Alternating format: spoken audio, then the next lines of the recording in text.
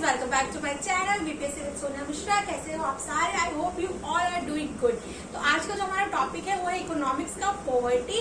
Very important, बहुत ज्यादा question जो है वो पॉवर्टी से पूछे जाते हैं, बहुत ही इंपॉर्टेंट एक कंसेप्ट है। तो चलिए टाइम वेस्ट ना करते हुए हम करते हैं सीधे शुरू।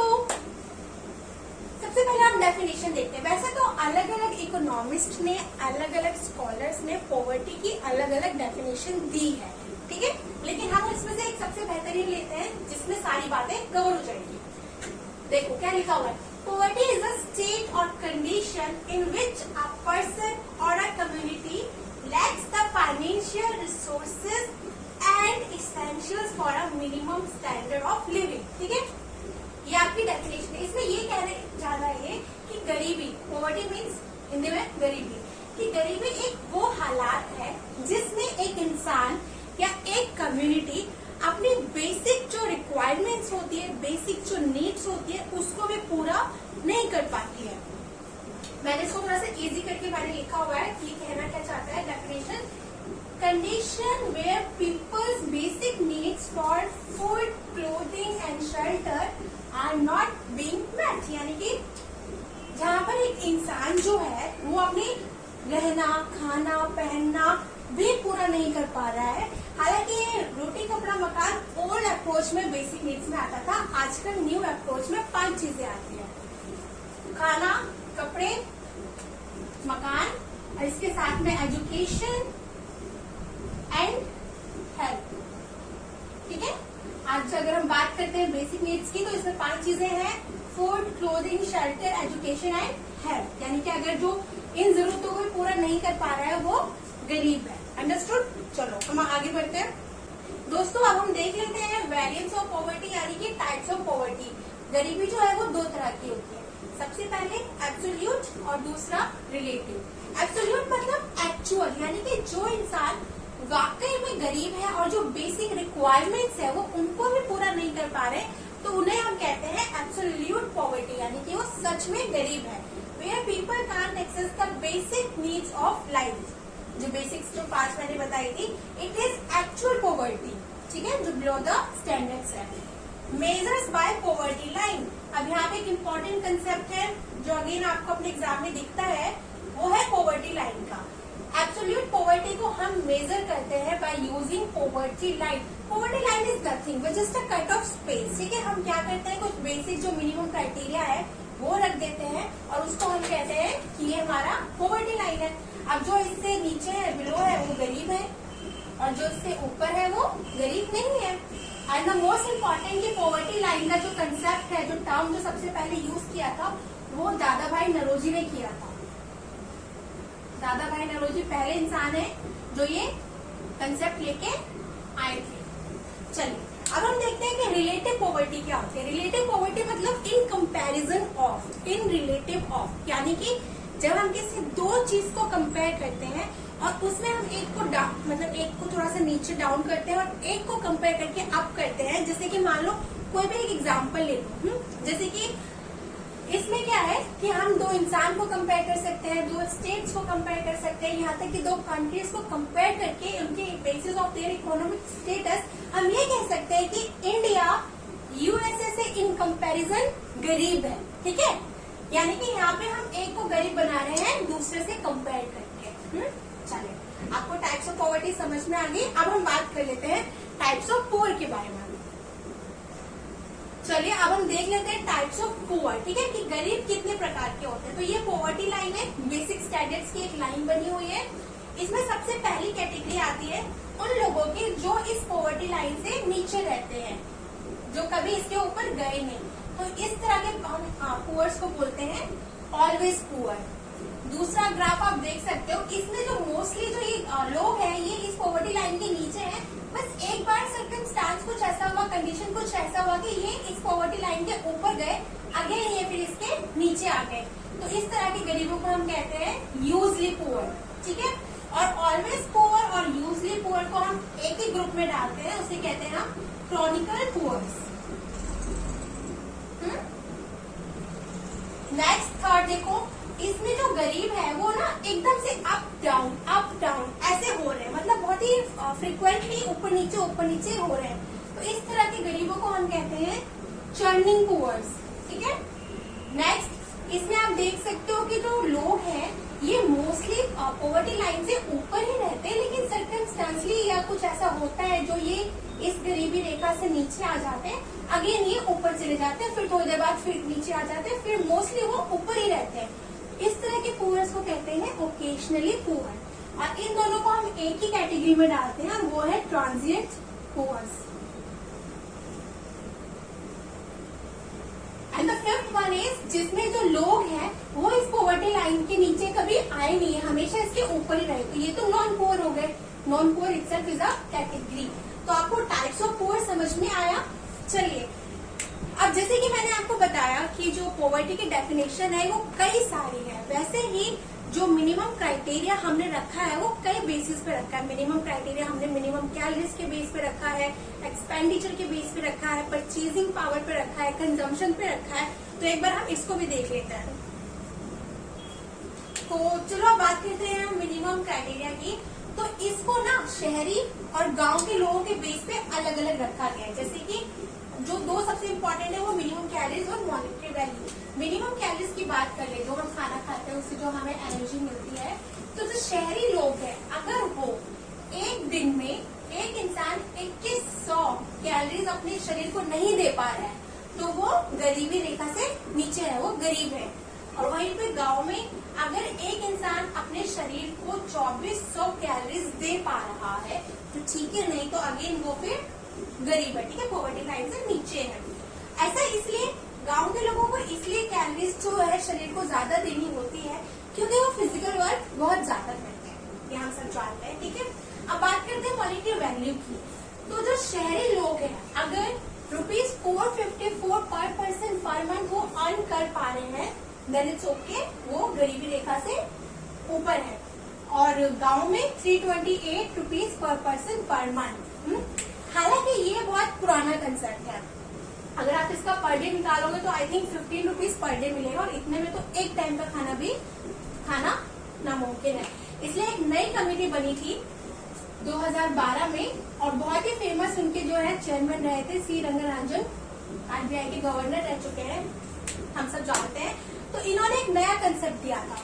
उन्होंने कहा था कि अगर गांव के रूरल पीपल जो है वो ₹32 पर पर्सन पर डे अगर अर्न कर पा रहे हैं तो ठीक है, और शहर में अर्बन में ₹42 पर पर्सन पर डे, ये हमारा नया कंसेप्ट है, ठीक है। तो मिनिमम क्राइटेरिया आपको समझ में आया। मिनिमम कैलोरीज अर्बन 2100 पर person per day, rural 2400 calories पर person per day, monetary value 454 पर पर्सन पर मंथ, और रूरल में 328 पर पर्सन पर मंथ, ठीक है।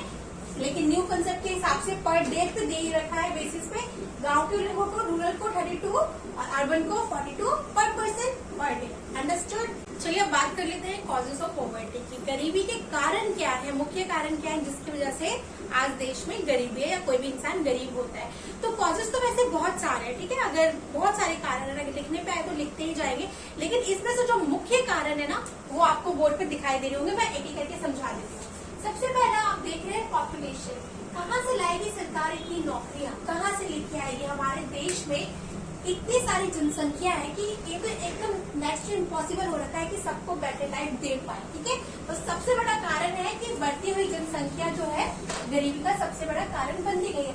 इसको हम ऐसे भी कह सकते हैं कि मान लो कि एक परिवार है, ठीक है, उस परिवार में एक ही कमाने वाला इंसान है और उसके ऊपर जो डिपेंड है वो है 5 से 6 लोग।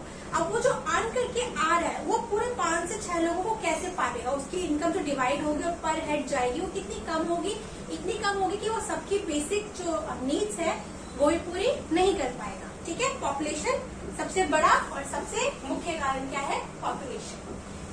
दूसरा है इलिटरेसी। अब माना कि जनसंख्या जो है बढ़ती जा रही है, उसकी भी सबसे बड़ी प्रॉब्लम ये है कि आधी से ज्यादा जो जनसंख्या है वो इलिटरेट है, वो पढ़े लिखे नहीं है, उनको उनके राइट्स पता ही नहीं है, जिसकी वजह से सबसे ज्यादा क्या होता है, एक्सप्लॉयटेशन होता है, सबसे ज्यादा शोषण किए जाते हैं क्योंकि उन्हें अपने हक पता ही नहीं है। उनसे सुबह 6 बजे से रात के 10 बजे तक काम कराएंगे, पैसे देंगे उन्हें, ₹50 पर डे का वेजेस देंगे, इन्हें पता ही नहीं है कि इन्हें अपने लिए आवाज कैसे उठानी है। तो कारण से भी गरीबी बनी हुई है। तीसरा है अनएम्प्लॉयमेंट। ठीक है, अच्छे खासे पढ़े लिखे लोग वो जो नौकरी कर सकते हैं पर उनके पास नौकरी ही नहीं है करने के लिए नौकरी नहीं है तो इनकम का सोर्स कहाँ से आएगा? जब इनकम ही नहीं आएगी तो वो अपनी जरूरतों को पूरा कैसे करेंगे? नेक्स्ट है इन्फ्लेशन। ठीक है, हिंदी में इसे कहते हैं महंगाई।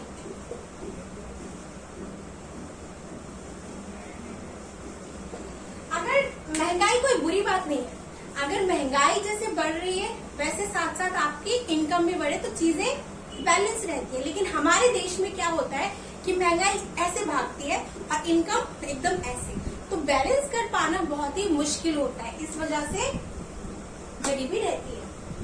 Fifth very important, weak institution. Weak institution से क्या समझते हो, मैं एक्सप्लेन करती हूँ।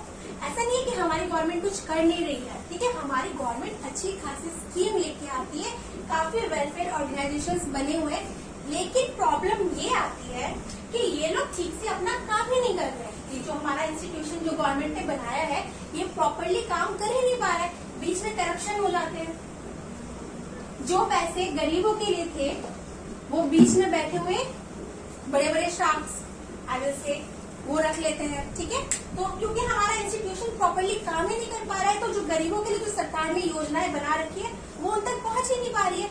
और जो गरीब है आगे इलिटरेसी, क्योंकि वो अनपढ़ है, उनको पता ही नहीं है कि उनके लिए क्या क्या बेनिफिट्स गवर्नमेंट ने दे रखे हैं, तो बस ऐसी चीजें चल रही है। नेक्स्ट है इनइक्वालिटी। ठीक है, इनइक्वालिटी सोशल है, इकोनॉमिकल है। ठीक है, यानी कि इनइक्वालिटी, जो अमीर है वो अमीर होता जा रहा है और जो गरीब है वो गरीब होता जा रहा है on the basis of their उन्हें जो इनइक्वल ट्रीटमेंट दी जा रही है। तो आई होप कि आपको कॉजेज जो है वो समझ में आ गए होंगे। चलिए अब हम बात कर लेते हैं विशियस साइकिल की। अगर हम पॉवर्टी की बात कर रहे हैं और अगर हम इसको इग्नोर करें तो बिल्कुल हो ही नहीं पाएगा, क्योंकि ये एक तरह का ना ट्रैप है, ये एक सर्कल है, दुनिया गोल है। एक बार जो इसमें फंस गया वो इसमें राउंड एंड राउंड घूमता ही रहता है, इसलिए इसके लिए टर्म यूज है साइकिल, विशियस साइकिल। और इससे किसी भी इंसान को, किसी गरीब को बाहर निकालना एक मुश्किल टास्क रहता है, समझे? चलिए शुरू करते हैं। इसमें क्या है, सबसे पहले मैं हटा देती हूँ ताकि आपको क्लियरली दिखे। ये मान लो कि एक इंसान है, पॉवर्टी है, उसका क्या मुख्य कारण है?